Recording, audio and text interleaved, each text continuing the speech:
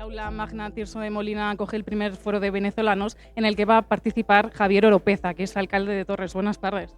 Buenas tardes, muchas gracias por la oportunidad de darnos y dirigirnos a todos los venezolanos y a todos los sorianos españoles para informar sobre la situación real de la que está viviendo Venezuela.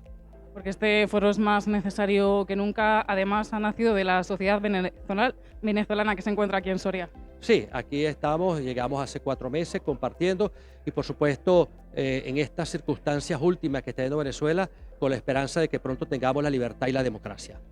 Lo hablábamos fuera de cámaras. Tú eres alcalde de Torres. ¿Cuál fue tu situación y por qué tuviste que venir aquí a Sí. España? Bueno, mira, yo soy alcalde del municipio Torres, su capital Carora, Estado Lara, que es como la comunidad, el ayuntamiento, es el segundo municipio geográfico más grande del país y ahí y hay algo típico muy especial, es que en Carora nace Jorge Rodríguez Padre, quien es el padre de la actual presidenta interina y del presidente de la Asamblea Nacional. Es en Carora donde nace la Liga Socialista, que es la línea ideológica de Maduro y de los Rodríguez. Es ahí donde nace el poder comunal, los consejos comunales, que es la columna vertebral que ha mantenido el poder el chavismo. El 21 de noviembre de 2021 llegamos a un acuerdo, la oposición, que la única manera y vía de poder lograr el triunfo es uniéndonos y efectivamente ganamos el único municipio en el estado de Lara que gana la oposición. De ese momento comienza a haber presión por parte del gobernador del estado de Lara en ese momento, los ministros, el propio presidente Nicolás Maduro en una oportunidad que fue a Carora nos llamó alcalde fascista y a pesar de eso mantuvimos una figura institucional hasta el 28 de julio que se realiza el proceso electoral. En ese municipio dimos un gran triunfo, sitios en donde jamás había ganado la oposición, logramos el triunfo con Edmundo González y de esa manera comienzan a haber persecución contra mí, mi familia y todo el equipo. Hubo un enfrentamiento entre opositores y chavismo frente a la sede del PSUV, hubo disparo en la sede del PSUV a los manifestantes, resultó una persona muerta, 2 heridas, y el ministro de Comunicación en ese momento, que ese ministro, por cierto, fue la última en donde el presidente Maduro salió junto con él y un periodista Ramones, un día antes de que fuera capturado, nos llamó que se nos debía abrir una investigación por omisión, por no haber actuado. De ese momento comenzaron las persecuciones, la alcaldía fue tomada, a los funcionarios públicos de la alcaldía lo grababan prácticamente en todo momento. Comenzaron a perseguirnos al personal de confianza, sobrevolando drones por encima de nuestras propiedades. Tuvimos que protegernos, resguardarnos. Mis hijas fueron perseguidas, intentaron secuestrarlas gracias a los vecinos en la casa paterna del abuelo materno, fue protegida por los vecinos y eso nos llevó a que teníamos que salir de Venezuela. Nuestras propiedades fueron incautadas, 2 periódicos, uno de los periódicos más antiguos de Venezuela, fundado en 1919, una finca en donde nació la única raza constituida en Venezuela, que es la raza Carora, una finca de más de 250, 300 años. Y de esta manera nos vamos a Colombia y en Colombia también fuimos perseguidos en 3 ocasiones. Se introdujo denuncia ante la Fiscalía General de Colombia, no tuvimos respuesta y viendo la inseguridad que teníamos en Colombia nos vinimos acá a España. Duramos en Madrid 4 meses y ya tenemos 4 meses acá en Soria, en la cual hemos recibido afecto, solidaridad y aquí estamos considerándonos más un soriano más. Después de toda la situación que relatas, ¿cómo viviste el día cumbre, la madrugada del 3 de enero? Bueno, realmente con mucha incertidumbre, mucho entusiasmo, y ahí es donde quiero mandarle un mensaje también, por supuesto, a los venezolanos que están en Soria, en Castilla y León, porque al ver que Delcy Rodríguez continúa como presidenta interina, eso como que desanimó un poco a los venezolanos, pero hay que pensarlo en frío, hay que tomar con reflexión lo siguiente. Ciertamente, lo dijo el presidente Trump, no quiere que se repita lo que sucedió en Afganistán, lo que sucedió en Irak, lo que sucedió en Siria, que sí colocar en ese momento a Edmundo como presidente, se iba a realizar en Venezuela una anarquía, un enfrentamiento. Ciertamente las armas están en poder de los milicianos, en poder de los colectivos.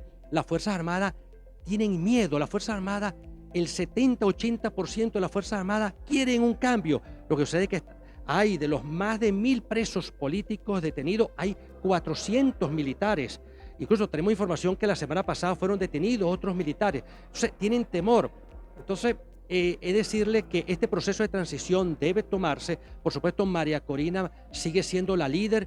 La reunión que tuvo con el presidente Trump fue más de estrategia que protocolar, y eso es muy importante. Y que, por supuesto, los próximos días se haga venir y dando avances extraordinarios. Fíjate lo siguiente, ¿qué se iba a imaginar uno y cómo está este gobierno de nervioso, de preocupado? Que el director de la CIA, que estuvo con Marco Rubio y con Trump al momento de secuestrar a Maduro, fue condecorado en Venezuela hace 2 días por la propia presidenta interina. Entonces, la realidad es que vamos a un proceso de transición, viene cambio, tenemos que tener fe y esperanza, tenemos que estar tranquilos y que, por supuesto, Venezuela pronto llegará a la libertad y a la democracia.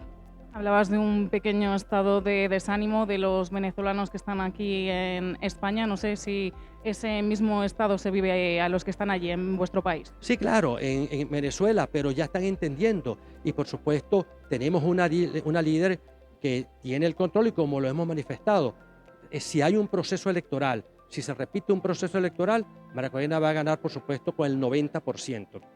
Los venezolanos, en su general, el 90%, está buscando un cambio, y eso es lo que se quiere. El 21 de noviembre, el 28 de julio, perdón, se dio el primer paso de la transición en Venezuela, cuando en el Fuerte Tiuna, donde viven los militares, se ganó Edmundo González con el 70%. Esa es la realidad de la Venezuela que hoy buscamos, o que se busca, y lo que hay que tener es paciencia, fe de que pronto nos vamos a reencontrar todos los venezolanos, y ese país, como yo lo he dicho y lo he indicado en varias veces, que la pura sonrisa de los venezolanos va a mejorar todos los índices económicos.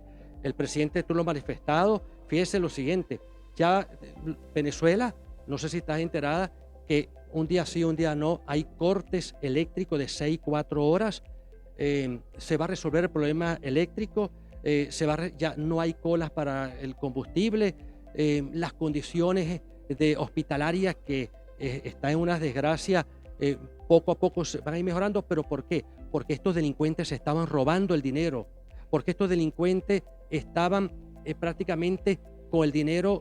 Tenemos el caso de Alex Saab, que se robó, de Tarek William Saab,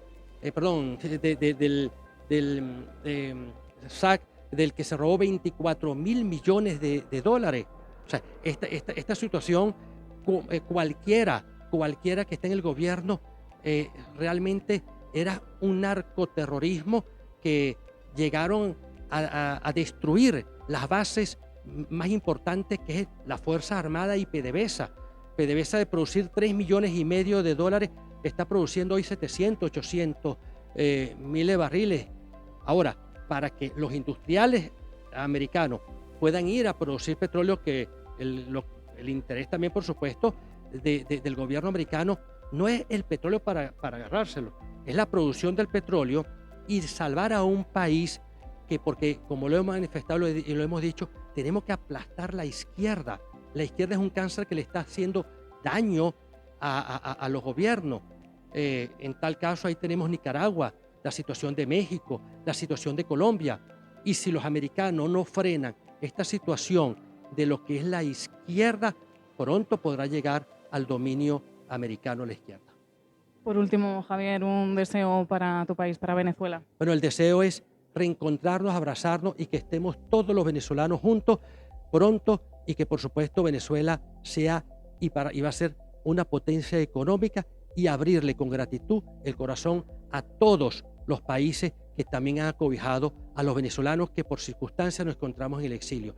No porque quisimos, sino porque ha sido un exilio obligado, porque muchos, por necesidades y situaciones económicas y de salud, tuvieron que salir a buscar mejores condiciones de vida.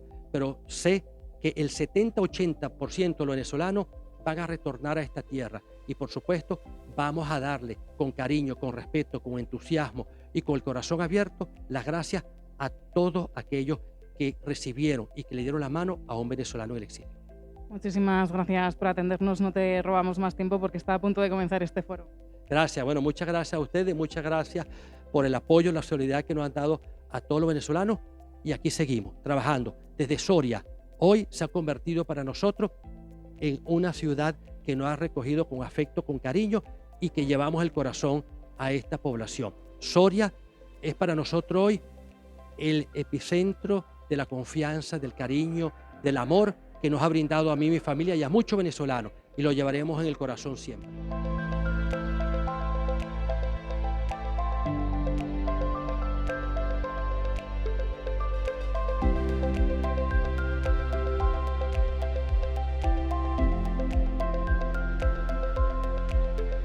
Estamos ahora con Ana Caris Gil Gil, que es presidenta de Asobenso. Buenas tardes. Hola, buenas tardes.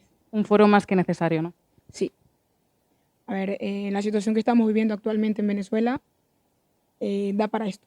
La verdad, no quisiéramos que esto pasara, pero al final tenemos que hablar de nuestras experiencias, todo como lo hemos vivido desde el exilio, desde fuera. No son 2 días, son ya años fuera de tu tierra, ¿no? Por una dictadura, una persecución política y al final esto es necesario. Es necesario transmitir el sentir del venezolano que está aquí en Soria.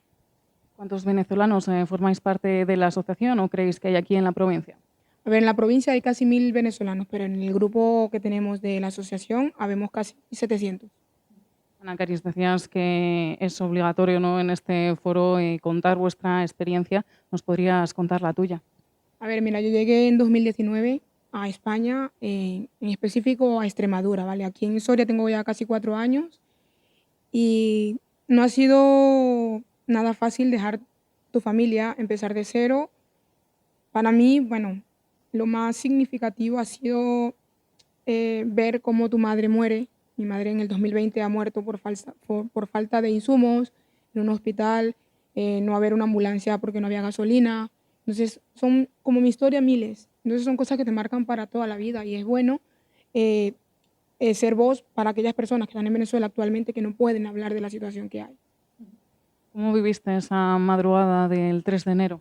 A ver, con miedo, porque al final aquí eran las 8 de la mañana, a las 7:30, cuando mi hermana me llama para decirme que habían bombardeado Venezuela y tal, y al final tú en el momento lo que piensas es mi familia, porque al final es un ataque, o sea, no sabía realmente qué estaba pasando hasta que ya se informó que era solamente explosiones como en sitios estratégicos del régimen, ¿vale? Entonces, claro, mi familia me ha informado que lo que estaba pasando, que ellos estaban en casa, que ellos se habían resguardado por evitar que la gente de los colectivos, que es la que está en Venezuela, que es la que está amedrentando a la gente que no está a favor del régimen de Maduro, pues sacarlos de las casas o 1000 cosas. La verdad, ya he visto tantas cosas en Venezuela que nada me sorprende.